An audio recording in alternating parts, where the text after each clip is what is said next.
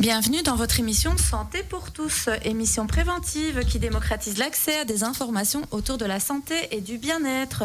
En cette période de fin d'année, les fêtes s'enchaînent et les repas aussi. Bien qu'elles soient synonymes de partage, de solidarité, de cadeaux, d'ambiance chaleureuse en famille, il reste important de faire attention à notre alimentation. C'est pourquoi l'équipe de Santé pour tous a décidé de vous informer pour préparer au mieux votre alimentation durant les fêtes de fin d'année.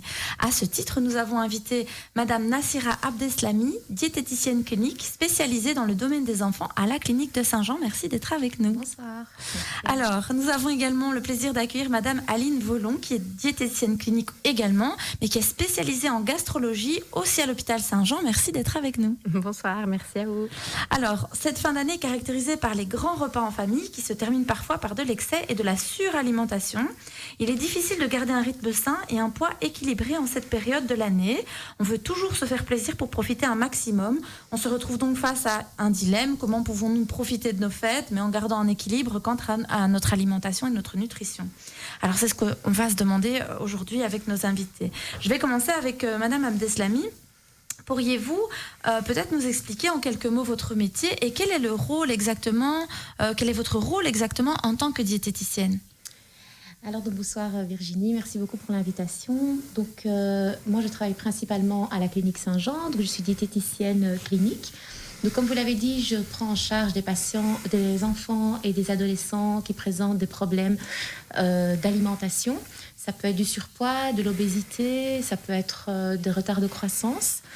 Ils viennent nous voir en consultation. On a aussi, je prends également en charge, je suis spécialisée dans la prise en charge de patients avec des pathologies rénales au sein du service de néphrologie. Et là, c'est vraiment des patients avec une insuffisance rénale chronique ou aiguë. Ça peut être des problèmes de lithiase, donc de calcul au niveau des reins. Et alors, tous les patients qui viennent chez nous aussi pour l'hémodialyse, la dialyse péritonéale. Donc, mon rôle, c'est vraiment d'adapter le quotidien et de donner les meilleurs conseils possibles au niveau de l'alimentation aux patients. Et c'est que pour les jeunes ou parfois aussi pour les personnes plus âgées? Au service de néphrologie, on a un peu de tout. D'accord, on a des patients plus jeunes, on a des patients beaucoup plus âgés. Et alors, pour la consultation en pédiatrie, c'est vraiment pour les jeunes de 0 à 16 ans. Ah, jusqu'à 16 ans. Oui. Après, vous les considérez comme des adultes ou vous les traitez comme des adultes? Ils passent du côté adulte. D'accord, ok. Alors là, je me retourne vers Madame Volon. En quoi consiste le métier de diététicienne, mais plutôt spécialisée en gastro? C'est pas la même chose? La base est la même, donc je prends aussi en charge les patients qui sont hospitalisés dans le service de gastro-entérologie et je vais aussi poursuivre ma prise en charge en consultation. Je vois aussi les patients qui sont directement envoyés par les médecins suite à leur consultation.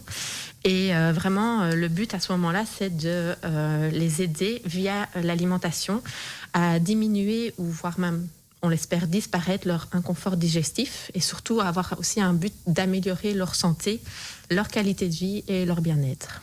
Et donc, c'est vraiment des patients qui, eux, ont plutôt des troubles digestifs? Oui, des troubles digestifs, que ce soit au niveau de l'estomac, mais qui peuvent aussi aller jusqu'à des troubles digestifs plus bas au niveau des intestins. Et ce sont parfois donc les gastro-entérologues, les médecins qui vous les envoient alors à ce moment-là? Généralement, ils sont envoyés par les médecins directement suite à leur consultation où ils trouvent que une aide diététique pourrait améliorer leur santé. Il existe aussi des patients qui viennent d'eux-mêmes. D'accord, donc volontairement, ils se disent voilà, j'ai des problèmes de digestion, ça va pas, j'ai besoin de voir une diététicienne et donc je vais aller vers quelqu'un de plus spécialisé. C'est ça. D'accord, ok.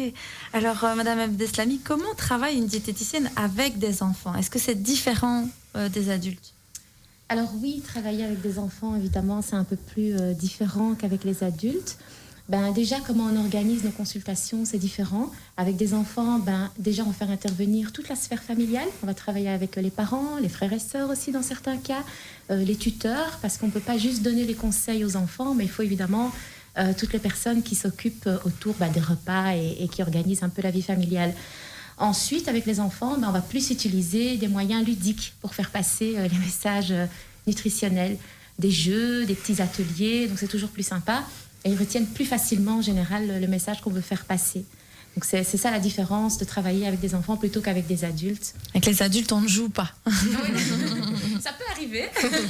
Parfois, on arrive à leur montrer des petits trucs comme ça. Oui, c'est ça. Ça peut arriver, voilà, qu'on fasse aussi déjà avec les adultes, mais c'est vrai qu'avec les enfants, on va plus aller sur cette voie-là parce qu'ils retiennent aussi plus facilement que plutôt de la théorie comme ça remise en consultation. Donc c'est toujours plus chouette. Et puis il y a tout le monde qui intervient, enfin tous ceux qui sont autour de l'enfant qui interviennent aussi. Et ça, c'est aussi sympa. Vous faites parfois des petits genres ateliers cuisine comme ça ou des cuisiner avec eux? Bien, c'est la suite. Ici, cette consultation existe à Saint-Jean depuis maintenant un peu plus d'1 an. Ah oui, c'est récent.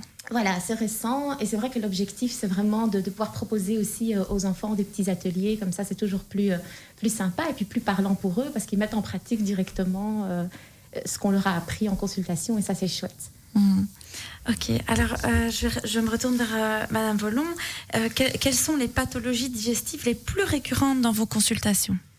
Alors de mon côté, ça va être le plus souvent des patients qui viennent me consulter pour un syndrome de l'intestin irritable, donc vraiment des inconforts digestifs au quotidien, bien sûr qui ne sont pas toujours uniquement liés à l'alimentation, mais qu'on peut soulager avec l'alimentation, mais aussi bien sûr par d'autres biais comme la pratique d'une activité physique ou d'une activité relaxante, consultation aussi chez un psychologue peut beaucoup aider.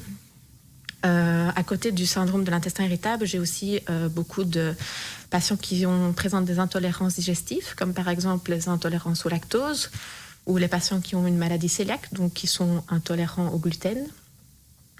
J'ai aussi, on a la chance à la clinique d'avoir une clinique de l'IBD, donc ce sont les maladies inflammatoires chroniques de l'intestin.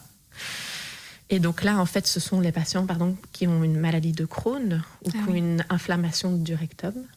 Et donc là aussi, il y a vraiment toute une prise en charge médicale avec aussi une psychologue et donc moi comme diététicienne. Et alors, vu qu'on va surtout parler des fêtes de fin d'année, j'ai aussi pas mal de patients qui viennent pour la stéatose hépatique. Et donc la stéatose hépatique, c'est ce qu'on appelle vulgairement le foie gras, qui peut donc être la conséquence d'un excès alimentaire ou... Donc ça, quand même, le foie gras chez les adultes, chez les êtres humains, ça existe aussi apparemment. Donc voilà. Je viens de l'apprendre.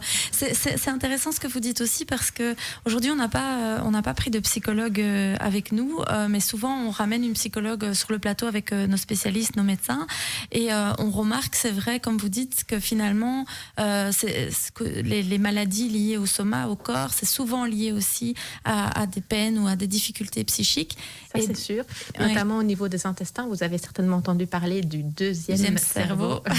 On n'entend que ça. Voilà. Mais c'est vrai que même pour des patients qui ont du reflux ou qui ont des gastrites, c'est souvent des patients qui sont hyper stressés ou qui vont manger super vite parce qu'ils n'ont pas le temps, parce qu'ils ont besoin que ça aille vite pour passer à autre chose. Et en fait, ce sont des bêtes petits trucs. Le fait de manger calmement, de bien mâcher, qui vont juste les aider et leur permettre de se poser. Et c'est clair que je pense que pour nos prises en charge, même pas qu'au point de vue gastro, mais perte de poids, etc., je pense que l'accompagnement d'une psychologue est toujours bénéfique. C'est toujours un plus de faire ça de manière pluridisciplinaire, d'avoir des personnes avec vous qui accompagnent. C'est ça la chance qu'on a aussi à l'hôpital, c'est que vraiment on travaille avec la psychologue, les kinés, les médecins, et ça c'est vraiment la richesse, c'est qu'il y a tout le monde qui entoure le patient. Et ça, c'est vraiment important parce qu'au final, tout le monde apporte son expertise et ça permet parfois de voir les choses d'une autre manière. Quand on partage avec la psychologue, par exemple, on voit les choses peut-être d'une autre manière. C'est sûr. Et ça complète en fait toute la prise en charge autour du patient pour nous, diététiciennes cliniques. Oui, c'est ça. Oui, et ça, c'est vraiment intéressant. C'est vraiment chouette. Donc, la psychologue, elle doit être vraiment bien spécialisée aussi en nutrition. Je suppose qu'elle doit quand même s'y connaître un petit peu. Ou vous lui apprenez, vous lui expliquez parfois certaines choses? Non, mais par exemple, certains comportements, elle nous apporte un petit plus par rapport à certains comportements du patient. Nous, on ne va pas spécialement aller sur cette voie-là en consultation. Et donc, la psychologue nous apporte, mais oui, mais c'est parce qu'il y a eu peut-être ça ou ça ou ça. Et on comprend mieux alors pourquoi certains comportements... Mais par exemple, l'hyperphagie, ou quand la boulimie, l'anorexie, des comportements compulsifs ou des choses comme ça. Et puis parfois, le patient aussi nous parle beaucoup, mais souvent, nous, on n'est pas armés en tant que diététicienne, donc on fait appel à nos collègues pour comprendre parfois certaines choses. Pourquoi il nous dit ça, ou pourquoi il réagit comme ça, pourquoi il n'arrive pas à se freiner, etc. Exactement. D'une part, elle nous donne des trucs, des astuces pour nous aider en consultation, des choses à dire à nos patients. Mais d'autre part, elles ont vraiment un autre regard. Ben oui. Et avec le patient, elle parle d'autres choses, parce que le patient se livre souvent à nous, mais il y a toujours une part obscure dont on ne sait pas. Mais... Moi, j'ai déjà remarqué ça, que parfois, les patients, ils ont un peu plus de tabou à aller voir un psychologue, mais par contre, leur médecin ou diététicienne ou infirmière, leur pédicure, leur coiffeuse. Donc voilà, et ils vont avoir tendance à là bien se laisser aller, à pouvoir parler de ce qu'ils ressentent. Et par contre, aller parfois chez un psy, c'est un peu tabou. Moi, je suis aussi psychologue, peut-être que vous le savez pas, mais je vous le dis parce que mes assistantes vous l'ont peut-être pas dit. Et du coup, mais c'est vrai que parfois on a pas mal de patients qui ont des problèmes intestinaux, maladie de Crohn, côlon irritable, etc. Et souvent, on voit qu'il y a un gros stress. Enfin, il y a une vie autour qui est menée, mais au niveau gestion émotionnelle, c'est très compliqué. Et au niveau de gestion du stress, c'est aussi très compliqué. Donc, on voit que le rythme de vie que l'on a et la manière dont parfois, on se fait violence, on fait violence à son corps et on se rend même pas compte que, au final, ça impacte toute la digestion. Et c'est un cercle vicieux parce que finalement, c'est peut-être le problème qui nous amène à ça. Mais quand on a la pathologie, en fait, ça nous bloque pour plein d'autres choses. Disons que l'intestin, comme vous disiez, comme c'est le deuxième cerveau, à partir du moment où l'intestin va pas bien, il libère aussi certaines hormones qui font que le cerveau va pas aller bien non plus. Et du coup, en fait, on se retrouve dans un cercle vicieux qui fait qu'on va pas du tout bien du tout, et on sait même plus par où prendre. Est-ce que c'est par la psyché ou c'est par le corps? Et finalement, les deux sont très bien quand on travaille en collaboration. Et on se retrouve avec des patients qui refusent de faire des choses ou qui ne font plus ce qu'ils aiment faire juste parce qu'en fait ils ont cette contrainte de la pathologie, et finalement faire ce qu'ils aiment, c'est ça qui leur permettrait d'aller mieux. Mais moi je pense aussi par exemple aux patients qui sont dépressifs et qui ne bougent plus.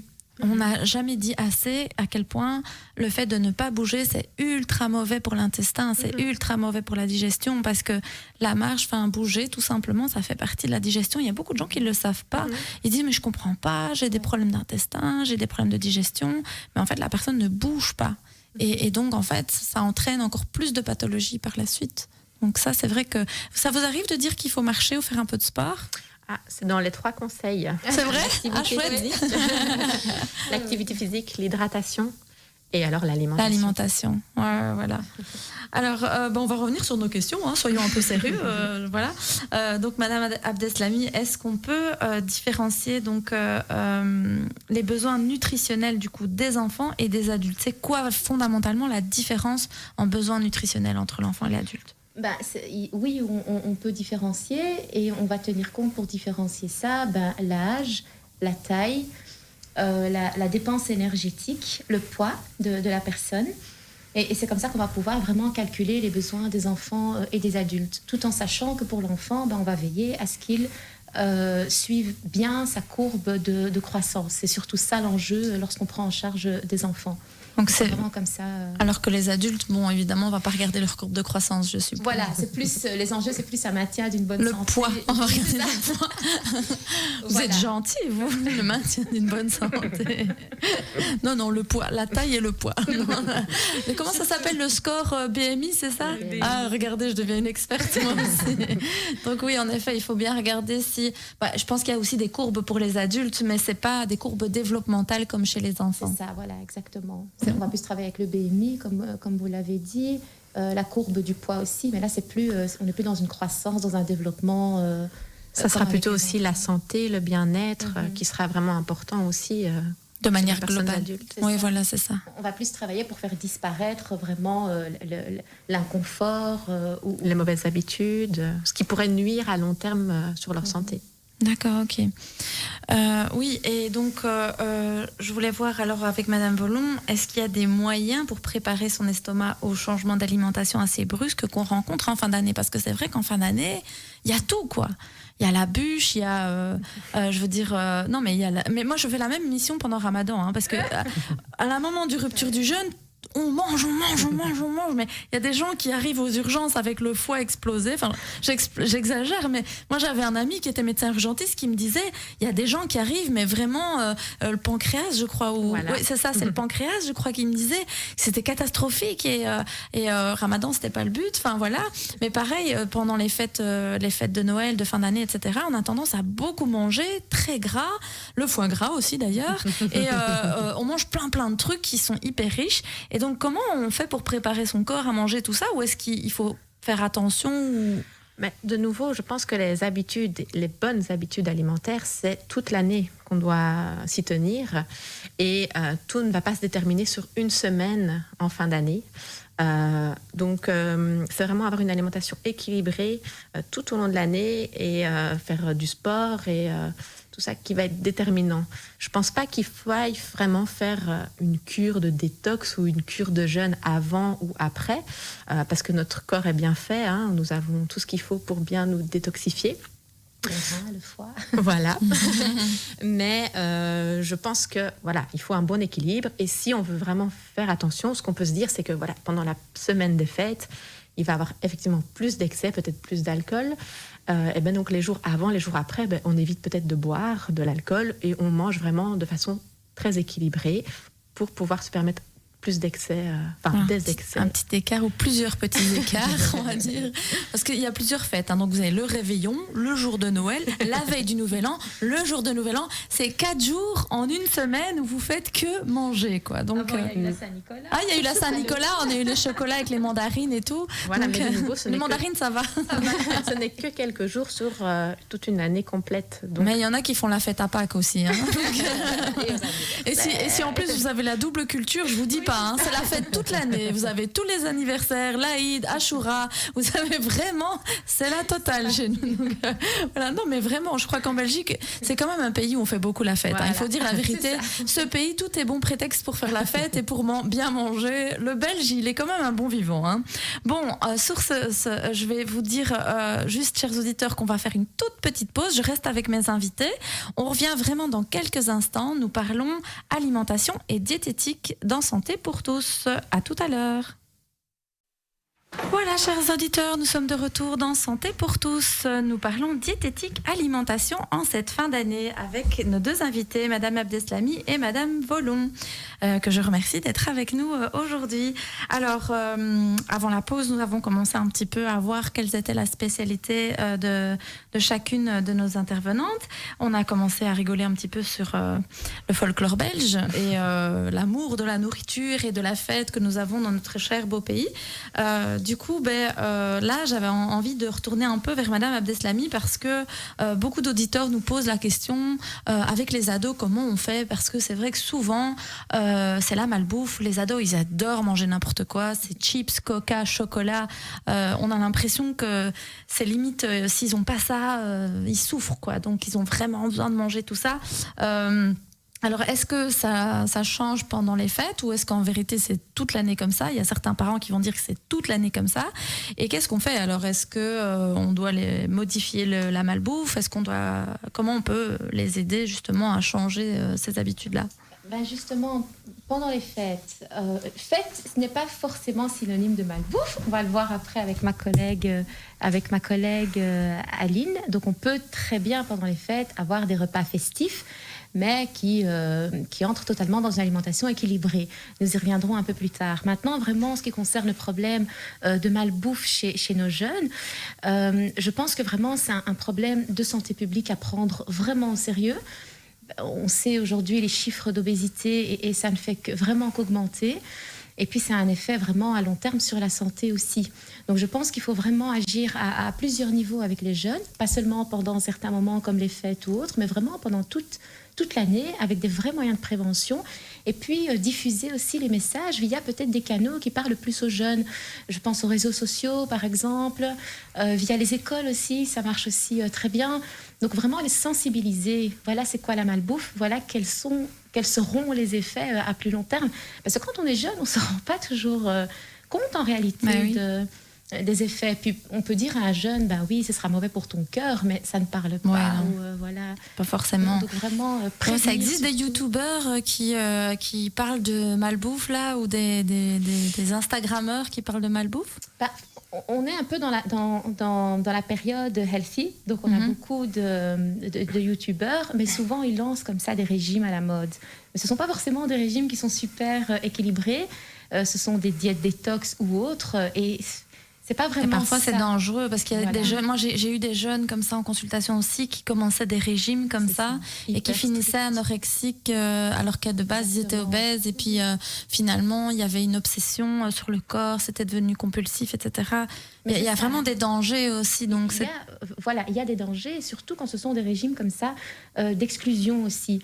On arrête de manger des féculents, on arrête de manger des produits laitiers, où là, vraiment, ça peut entraîner une carence qui peut avoir des conséquences dramatiques. Il faut savoir que le jeune est encore en pleine croissance, son développement n'est pas encore terminé. Et se lancer dans des régimes comme ça, c'est vraiment... c'est néfaste. C'est néfaste. Alors que simplement, si on équilibre son alimentation, on peut tout à fait être très très bien au niveau de son poids. Ça me fait penser, vous me parlez des publicités.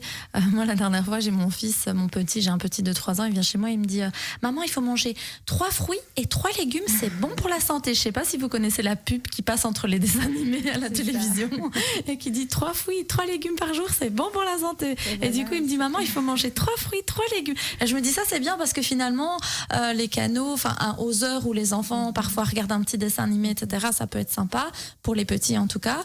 Maintenant, c'est vrai qu'il faudrait jouer aussi sur les réseaux des ados, peut-être même dans leurs jeux. Parfois, il y a des jeux auxquels ils jouent en ligne, ça pourrait être des jeux autour de l'alimentation ou qui gagnent quelque chose. On devrait développer un petit peu ça pourrait être sympa. C'est super. La malbouffe est aussi super accessible. C'est ça aussi. C'est moins cher. Voilà, et moins cher aussi. En vérité, pas tant que ça, parce que c'est vrai que si on avait déjà discuté de ça, c'est que par rapport au fait d'aller chez McDo, etc., c'est quand même pas. Je sais même pas si j'ai le droit de dire McDo à la radio. Citer plusieurs marques. On va citer plusieurs marques. On va dire les snacks. Les snacks. Donc voilà, les fast-food, les snacks, etc. Je veux dire, c'est quand même relativement cher, alors que si on se fait à manger à la maison de manière saine, en allant chercher des fruits et légumes qui viennent même du marché, de saison, etc. Avec, même s'ils aiment bien les pâtes, on peut faire des choses avec les pâtes. Un paquet de pâtes, c'est 50 cents. Je veux dire, quand on voit un plat, quand on en a au moins pour entre 8 et 10 euros pour un petit menu dans un fast-food. Donc, c'est pas si moins cher que ça. Donc, en réalité, c'est plus la facilité, non? C'est parce que c'est rapide. Non, je crois l'expérience en tout cas que j'en ai. Parfois à la maison, les repas sont équilibrés. J'ai des parents qui m'expliquent vraiment qu'à la maison, et c'est vrai, maman fait des efforts pour faire des légumes, ou papa. Mais c'est à l'extérieur, c'est vraiment dans la sphère à l'école sociale, ou quand ils sortent dehors. Exactement. Donc c'est vraiment. Parce que les copains mangent ça, donc j'ai envie de manger un snack avec mon copain, etc. Voilà, c'est ça. Ouais. Ça fait partie de leur contact, de leur vie sociale, voilà. Et du coup, oui, ils se retrouvent au fast-food. Après, je pense qu'il faut pas tout interdire non plus. Non, bien sûr. On a un petit jeune qui dit j'ai envie de m'acheter une petite canne de coca avec mes copains. Bon, voilà, le coca c'est pas idéal, mais bon, si ça lui fait plaisir, une petite canette comme ça de temps en temps, il faut trouver un juste équilibre en fait. Voilà, tout est dans la fréquence et la quantité en réalité, parce qu'on sait très bien qu'un jeune ne va pas se passer de soda pendant toute sa jeunesse, on le sait très bien. Mais quand on va mettre des fréquences, là, ce sera déjà plus facile pour lui à respecter. Et moi, par exemple, chez moi, il n'y a pas de soda. Bon, il y a des jus quand même, j'ai la vérité, il y a du jus. Il n'y a pas de soda, mais je prends de la grenadine bio. Je sais pas si ça change quelque chose. Parce que des fois, je regarde la bouteille, je me dis, franchement, même tu retires le bio, tu le mets. Mais je veux dire sincèrement, quand tu vois ce qu'il y a dedans, tu te dis, bio ou pas, de toute façon, ça déglingue ton corps. Donc en vérité, je ne sais pas ce qu'il y a de très biologique là-dedans. Mais donc, mais par contre, voilà, s'ils veulent s'acheter une petite canette à l'extérieur ou de temps en temps manger un snack, je suis pas vraiment contre, quoi. Mais ça doit rester, il faut bien le parce que si on prend que du coca à la maison, qu'on prend que des boissons comme ça, même pour l'estomac, je crois que c'est pas bon, tout ce qui est gazeux et tout ça. Effectivement. Ouais. C'est ça. Je sais que c'est au niveau de la digestion, ça peut faire des ballonnements. C'est quand même ça. Pas il y a agréable. quand même du gaz à évacuer d'une façon ou d'une autre, et donc quand on est déjà plus intolérant.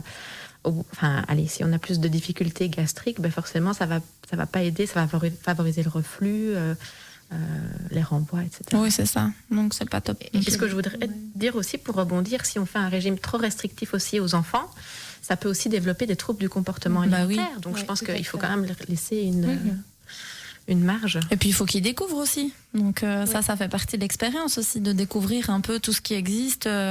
Voilà, moi, je sais que mon petit, un jour, il voulait goûter une boisson pétillante. Je dis, écoute, tu peux, mais je doute que tu aimes. Et puis, il a fait une grimace comme ça. Il me dit, pas bon, tu vois, ça pique. C'est vraiment la phrase, ça pique. Tant mieux.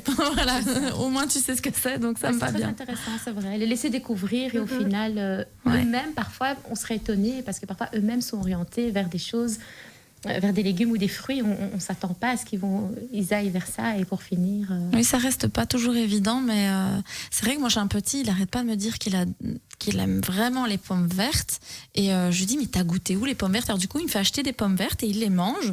Et alors que... Franchement, je ne l'ai jamais fait goûter des pommes vertes parce que je me suis toujours dit que c'était sûr et qu'il n'allait pas aimer. Je prenais toujours les pommes rouges. Et en fait, je crois qu'il a dû goûter chez un copain à l'école. L'échange de collation. Voilà, les échanges de collation à la cantine. Donc, du coup, ou alors il me dit, ah mais maman, ma copine, elle a tel biscuit, j'aimerais bien avoir le même. Donc ça, c'est comique aussi. Bon, après, voilà, faut voir un peu les collations santé dans les écoles. On n'a pas le droit de ramener des biscuits. Donc, je ne sais pas si c'est comme ça, chers auditeurs, chez vous aussi, mais certaines écoles ont pris le pied de ne plus donner des gaufres, à la limite, je crois qu'ils ont droit à 16h à un petit CCML ou un petit jus de fruits, mais sinon même de l'eau, c'est de l'eau toute la journée. Ça fait vraiment régime restrictif. C'est pas plus mal parce que du coup, moi mes enfants personnellement, comme à l'école c'est que eau, à la maison ils me réclament pas. Oui, c'est vrai, ils réclament du coup moins de trucs comme ça. Ils ont vraiment l'habitude avec l'eau et je crois que ça c'est vraiment un bon moyen. De les faire aimer l'eau. De plus en plus d'écoles le font maintenant. En tout cas, les écoles de la ville de Bruxelles le font, donc ça c'est un bon point pour les écoles de la ville de Bruxelles. On ne parlera pas de ce que je pense du reste, mais en tout cas pour l'alimentation, ils font plein d'efforts. Et je dois dire aussi, j'apprécie beaucoup parce que dans les écoles de la ville de Bruxelles, ils ont aussi développé tout ce qui est repas végétariens, et c'est aussi des diététiciens qui font des menus, etc. Et je trouve que ça c'est très chouette. Tant pour l'inclusion, mais aussi on voit que les repas sont équilibrés au niveau du repas chaud, et ça c'est vraiment très chouette. Mais on voit qu'il y a certaines écoles qui commencent aussi à s'intéresser à l'alimentation de l'enfant, parce que vous disiez oui, mais les réseaux, il faut que ça soit une culture aussi sociétale pour que ça soit intégré dans les mentalités, qu'on doit manger sainement pour avoir une bonne santé. Et il n'y a pas un meilleur lieu que l'école en réalité pour diffuser ces messages-là. Ça, c'est vrai. Alors, je regarde un petit peu où est-ce qu'on en est. J'ai encore une toute petite question avant de faire la pause, parce qu'on doit faire la pause dans 1 ou 2 minutes.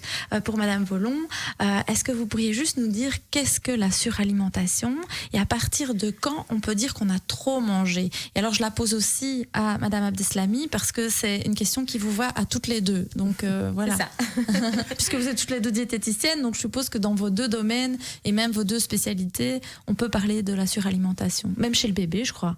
Moi, je pense au bébé qu'on gave avec les Betterfoot dans le biberon, là. Le truc horrible que nos grands-mères faisaient. Je dis, mais c'est bon, dans le biberon, il y a déjà assez. C'est culturel d'avoir un gros bébé bien joué. Oui, voilà. Un gros bébé bien rempli. En bonne santé. Ouais, c'est qui va bien. Si t'es gros, c'est que t'es bien. Non, mais franchement, c'est horrible, horrible, horrible. Donc, du coup, à partir de quand on peut dire qu'on a trop mangé et qu'on est dans la suralimentation? Je pense qu'à partir du moment où on sent qu'on a trop mangé, c'est peut-être déjà un petit peu trop tard pour se poser la question. On a trop mangé quand on a un inconfort digestif, on a un mal-être. Mais je pense qu'il faut plutôt se demander à quel moment j'aurais dû m'arrêter pour ne pas être dans ce mal-être. En fait, il y a un détecteur naturel, normalement, chez tout le monde. En fait, ce qui se passe, c'est qu'au bout de 20 minutes, la satiété va arriver. Mais les gens, actuellement, ils mangent plus en 20 minutes. Ils mangent en 5 minutes, 10 minutes maximum. Ils mangent très vite, ils ne mâchent pas. En plus, la nourriture, on parlait justement des fast-food. La nourriture, il n'y a presque plus rien à mâcher, juste à gober parfois.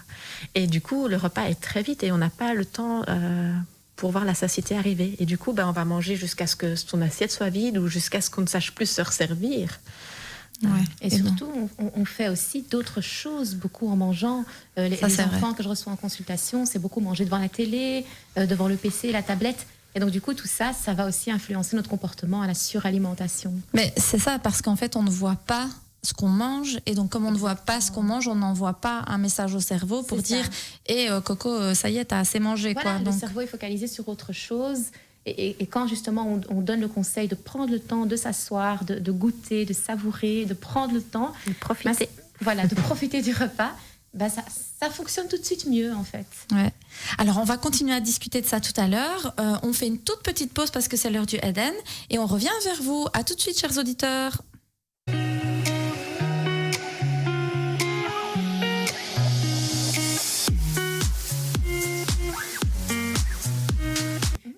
Voilà, chers auditeurs, nous sommes de retour dans Santé pour tous. Nous parlons diététique aujourd'hui en cette fin d'année de folie et on peut dire d'alimentation, de suralimentation. Juste avant la pause, on parlait de la suralimentation. Donc on revient donc avec Madame Abdeslamy avec cette question de comment comment éviter, non pas tomber, pas tomber dans la suralimentation, mais comment éviter de tomber dans la suralimentation durant cette période de fête. C'est clair qu'en Belgique, on n'est pas très bon élève en termes de suralimentation et de gaspillage alimentaire. Les derniers chiffres, c'est que, par exemple, rien que pour Bruxelles, on jette par année 25 tonnes de nourriture, ce qui est énorme. Donc c'est lié aussi à cette suralimentation parce qu'en fait, on est surtout en période de fête, on est amené à acheter beaucoup de choses. Pourquoi ? Parce que dans les magasins, c'est vrai qu'on trouve des aliments, des produits qu'on ne retrouve pas le reste de l'année. Et donc c'est vrai qu'on est tenté, on veut se faire plaisir, on veut faire plaisir à nos convives, et donc on achète. Alors on tombe dans le piège du coup de vouloir parfois terminer tout ce qu'on a acheté. On veut terminer les 500 grammes de foie gras ou que sais-je. Et c'est vrai que quelques moyens pour y remédier, déjà de 1, c'est d'établir la liste des invités. Savoir pour combien de personnes, le soir de fête, on va devoir cuisiner. La deuxième chose, c'est de faire son menu. Une fois qu'on a bien défini son menu, ça, Aline va y revenir vraiment avec quel choix d'aliments. Une fois qu'on a bien fait son menu, alors on va faire ses courses. Et quand on va faire ses courses, et ça c'est valable pour toute l'année, c'est de toujours y aller le ventre bien rempli. Oui, ça c'est vrai. Moi j'ai remarqué que quand je fais Ramadan, c'est horrible, j'ai envie d'acheter tout le magasin. Exactement. Le Ramadan est un bon exemple parce qu'on est vraiment tenté à acheter plein de choses pendant notre période de jeûne. Et c'est vrai qu'au final, au moment de manger, on se retrouve avec des tables bien garnies et on mange parfois même mais pas. Quasiment rien. Oui, ça dépend comment on jeûne. Mais c'est vrai que oui, ça c'est. Mais ça j'avais déjà remarqué aussi quand j'avais faim. Mais c'est logique en même temps, parce que c'est instinctif, je pense. On va vouloir rechercher de l'alimentation et donc du coup on va vouloir consommer et acheter plus. C'est ça, surtout à cette période-ci. Parce que comme je vous disais, on est tenté. Il y a encore plus dans les magasins, c'est ça. Il y a encore plus de tentations. La gamme... toute la gamme est là. Tour maintenant, la gamme fête de fin d'année est énorme. C'est des aliments qu'on n'a pas toute l'année aussi. Donc, c'est vrai. Moi, je vois plein de sortes de truffes, de chocolat, de rien que d'y penser, je salive déjà. C'est catastrophique. Alors, est-ce qu'il y a des aliments, Madame Abdeslamy, à éviter pendant les fêtes ? Alors, oui et non. Si on prend le cas d'une personne totalement en bonne santé, alors il n'y a pas vraiment d'aliments interdits. On va plus jouer sur la fréquence et la quantité. Mais par contre, lorsque je reçois en consultation des personnes avec certaines pathologies, je pense aux personnes avec certaines maladies, je pense aux patients diabétiques, aux patients que je suis en dialyse. Là, oui, il y a des aliments clairement qu'on va devoir interdire lors de fêtes. Parce que consommer ces aliments-là peuvent avoir un effet dramatique, on va dire. Ça peut vraiment nuire à leur santé. Donc voilà, ça dépend un peu... ça dépend en fait de chaque personne, ça. On ne peut pas interdire ou préconiser en fonction de la personne. Parce que, du coup, j'allais vous dire, Madame Volon, quels sont les aliments qu'on peut préconiser pendant les fêtes ? Donc la première chose qu'on va retenir, c'est que c'est les fêtes, il faut quand même en profiter. Donc il ne faut pas non plus s'interdire des choses. Maintenant, on peut faire des choix qui nous permettront d'avoir un menu qui n'est pas non plus trop excessif, trop riche. Je pense que le premier truc qu'on pourrait donner, c'est d'insérer des légumes à chaque étape du repas. Donc dès l'apéro, puisque l'apéro est quand même le moment où on arrive affamé, content d'être là, et on va peut-être se ruer sur tout ce qu'il y a sur la table. Donc forcément, si on met plutôt des des chips ou des pâtes feuilletées, forcément, ce sont des produits qui sont très denses en énergie.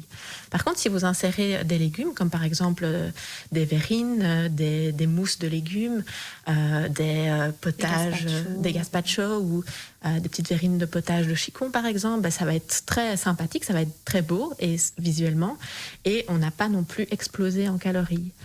La même chose pour les entrées. Si vous faites un potage ou de nouveau un gazpacho, c'est une entrée qui ne va pas apporter beaucoup de calories. Mais par contre, elle va nous rassasier parce qu'elle va quand même mettre du volume dans notre estomac.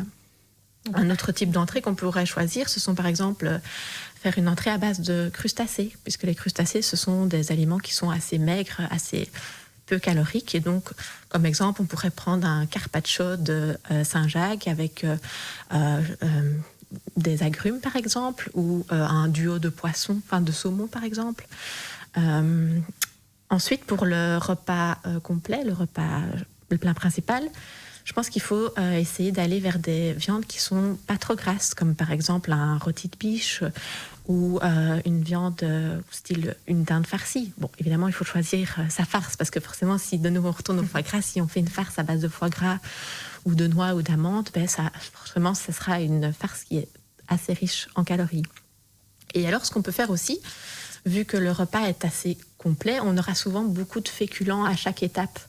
Et donc, on peut aussi repenser un légume en lui donnant une forme de féculent. Je pense par exemple aux tagliatelles de carottes ou aux tagliatelles de courgettes, qui peuvent faire aussi très beau sur une assiette en mettant par exemple 3 petites noix de Saint-Jacques dessus. Ça sera visuellement super beau et pourtant c'est un plat diététique, on pourrait dire. Ah oui, donc il y a vraiment des petites techniques. Il faudrait aller rechercher ça. Je ne sais pas si vous avez des références pour nos auditeurs qu'on pourrait conseiller, par exemple, pour aller rechercher des petites recettes. Des recettes, je pense que sur Internet, on peut en trouver plein. Après, il faut vraiment être créatif et se dire, voilà, j'aime ce plat, comment est-ce que je peux faire si je veux, parce que de nouveau, on est là aussi pour profiter. Mais... Oui, il faut aussi aimer et en même temps trouver quelque chose qui est bon pour la santé. Voilà, c'est ça. Et donc, c'est ça, en insérant des légumes à chaque étape, on permet d'avoir un repas qui n'est pas non plus hyper dense en énergie. Oui, voilà. Alors, je vais retourner, je reste avec vous parce que là, vous avez expliqué un petit peu qu'il y avait moyen finalement d'avoir des repas qui n'étaient pas hyper denses, mais en même temps qui nous font pas forcément grossir ou qui sont pas mauvais pour la santé et qui sont des bons repas. Comment on peut faire pour éviter de prendre du poids pendant la période de fin d'année ? De nouveau, le poids, je pense que ça se régule sur toute l'année. C'est pas une semaine qui va tout déterminer. Donc, effectivement, quand on va faire un peu plus d'excès, on va prendre 1, 2, 3 kilos. Mais si, après les fêtes, on retourne dans ses bonnes habitudes alimentaires, on va rapidement reperdre ce poids. Oui, beaucoup de gens se disent « Oh là là, je vais grossir pendant les fêtes. Genre, on va prendre 10 kilos. » Mais non, en fait, on va peut-être prendre 1 ou 2 kilos. Voilà, si on reste raisonnable. Parce que, franchement, il faudrait y aller pour prendre 10 kilos en une semaine. C'est quand même énorme, quoi. C'est qu'on a fait Noël tous les soirs. Oui, voilà, on a fait la fête tous les soirs, comme un bon Belge. Donc, voilà, c'est ça. Alors, du coup, Madame Abdeslamy, souvent on entend que les fêtes, pendant les fêtes, les jeunes ont droit à une petite coupe de champagne, etc. Est-ce que c'est conseillé, pas conseillé ? Est-ce que c'est dangereux ? Est-ce qu'au niveau de leur alimentation, leur santé, comment vous voyez ça ? Alors non, pas d'introduction d'alcool chez les jeunes, clairement. Il faut savoir que les jeunes, le corps il va réagir différemment à l'alcool qu'un adulte en fait. Il y a vraiment cette assimilation qui va être beaucoup plus rapide, l'emprise, qui va être beaucoup plus rapide chez les jeunes que chez un adulte. Donc non, on ne poussera pas un jeune à boire de l'alcool, même pour le soir de Noël ou autre fête. Ou du Nouvel An, oui. Voilà. Mais on peut s'orienter, on peut donner d'autres trucs. Maintenant, il y a plein de mocktails, comme on les appelle, sans alcool. On peut s'orienter vers ça. C'est vrai qu'il y a des genres champomis ou des trucs comme ça pour les enfants. Ça ressemble au champagne et c'est sans alcool, par exemple. Oui, voilà. Mais en tout cas, non, chez les jeunes, clairement, pas d'alcool. Il faut éviter parce que c'est vrai qu'ils peuvent peut-être tomber dans les addictions plus rapidement que l'adulte. C'est ça, en fait, que vous essayez de dire. Les dernières études montrent clairement qu'au plus tôt on introduit l'alcool chez les jeunes, au plus il y a un risque de développer une accoutumance pathologies à l'âge adulte et on connaît les effets malheureusement de l'alcool sur la santé. Donc non, à ce niveau-là, c'est clairement pas conseillé. Et puis on a tellement d'autres choses à proposer comme boisson. C'est vrai, on peut faire la fête sans forcément boire d'alcool. Hein. On peut s'amuser aussi, boire au volant, mort au tournant, les amis. Hein. On fait passer le message. Attention, hein, c'est dangereux, pas d'alcool au volant.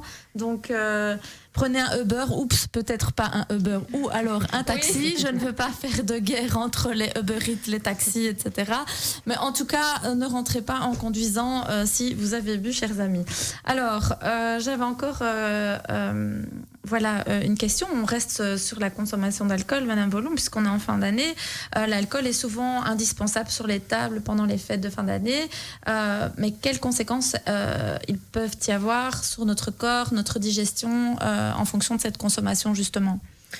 C'est clair que sur notre digestion, il peut avoir déjà un impact, un inconfort digestif. Mais je pense qu'au-delà de la digestion, ça peut mener à plein de conséquences. Telles que bêtement des chutes, et du coup nos urgences se sont remplies de personnes qui sont tombées, qui ont un bras cassé ou autre, et qui remplissent nos urgences à cause de l'excès d'alcool. C'est vrai que c'est con quand même d'être au Nouvel An et à Noël dans les urgences, quoi. Voilà, mais au-delà de ça, plus grave, il peut avoir, comme vous parliez tantôt, de l'inflammation du pancréas, les pancréatites. On a quand même, après les fêtes, quand même beaucoup de patients de ce type qui arrivent, et ça peut quand même aller jusqu'à des conséquences assez graves. Et donc, une consommation modérée, alors, on dirait. Je pense que ce n'est pas indispensable d'avoir de l'alcool. Maintenant, c'est dans nos mœurs, peut-être. Et donc, il vaut mieux, de nouveau, équilibrer. Donc, pourquoi pas faire un verre d'eau, un verre d'alcool, toujours privilégier des alcools qui ne sont pas trop forts. Et pourquoi pas tester les mocktails. Mettre de l'eau dans son vin. Ils vont pas être contents, ceux qui nous entendent. Alors, je voulais revenir encore vers vous, Madame Abdeslami. Est-ce qu'on peut consulter une diététicienne spécifiquement pour nous accompagner durant cette période? Alors, c'est sûr que c'est toujours bien d'aller voir une diététicienne quand on a une question d'ordre nutritionnel. Après, oui, on peut aller consulter, bien sûr, une diététicienne si on a des questions spécifiques. Et je pense que nous, les patients, les personnes qui viennent plus nous voir à cette période-ci, c'est souvent parfois l'entourage, en fait. C'est la fille qui veut savoir qu'est-ce qu'elle va cuisiner à Noël parce que son papa est diabétique ou parce que papy a une insuffisance rénale, par exemple. C'est chouette, ça. Ouais. Et donc, c'est plus dans cette optique-là. Maintenant, c'est vrai qu'une prise en charge diététique, ça se fait vraiment sur le long terme. Du long terme. On a des patients qu'on suit depuis 4-5 mois. Et là, à cette période-ci, on va leur donner d'emblée des conseils pour adapter les repas de fin d'année.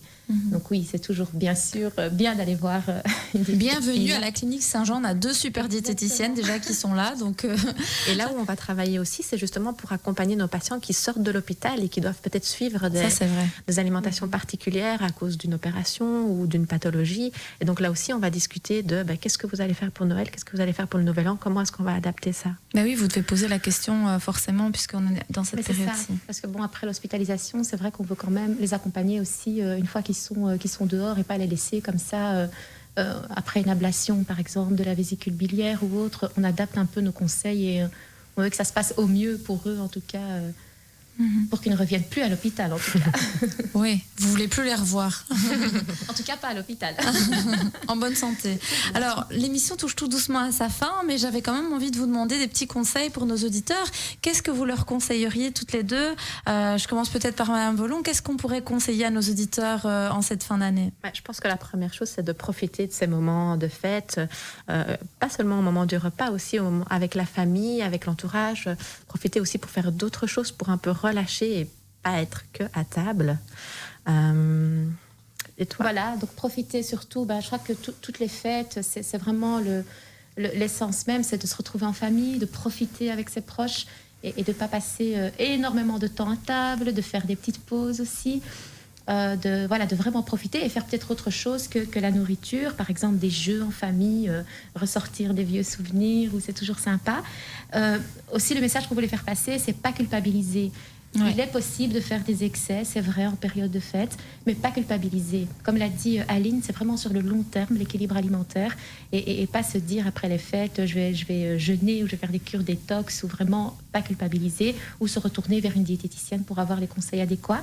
Et alors aussi, en cette période, on a parlé de la surconsommation et un peu du gaspillage. Ben, c'est peut-être aussi l'occasion de penser peut-être aux plus démunis, aux personnes défavorisées, et peut-être... Voilà, se dire, je ne vais peut-être pas acheter ça ou ça, et peut-être l'offrir à des personnes qui sont un petit peu plus dans le besoin. Donc voilà le message.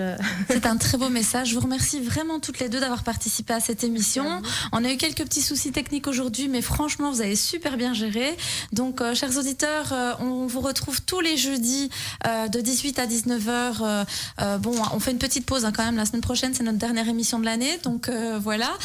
Mais on vous retrouvera de toute façon en janvier 2022, si tout va bien. Donc, je remercie encore nos invités d'avoir participé. Et je vous souhaite une bonne soirée. À bientôt. Au revoir.